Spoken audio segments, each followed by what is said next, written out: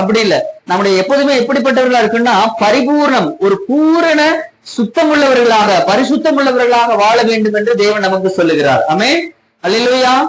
அப்ப நான் பூரண பரிசுத்தம் ஆகுகிறேன் அப்படின்னா நான் அனுதினமும் என்னை நானே சுத்திகரித்துக் கொள்ள வேண்டும். அப்ப எப்பொழுது நான் சுத்திகரிக்கிறேனோ அப்பொழுதுதான் நான் என்னை பரிசுத்தமாக, ஒரு பூரண பரிசுத்தமாக, அது எப்படிப்பட்ட பரிசுத்தம் அப்படின்னா தேவ பயத்தோட பூரணம். ஆமென்.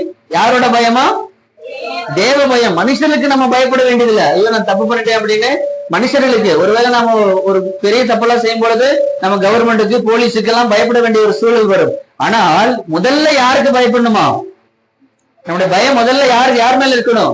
கர்த்தர் மேல பயம் இருக்கணும். அவருக்கு முன்பாக நான் பரிசுத்தம் உள்ள வாழ்க்கை வாழலாம். ஒரு சில பேருங்க நம்ம மேல ஒரு தவறான குற்றச்சாட்டு கூட சொல்லலாம், நம்ம மேல ஒரு பலி செலுத்தலாம், பலி சுமத்தலாம், இவன் தப்பு பண்ணிட்டான் அப்படின்னு.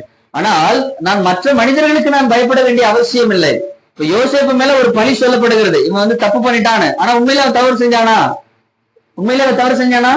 அவன் தப்பு செய்யல. ஆனா அந்த அம்மா என்ன பண்ணுது, கையில அவனோட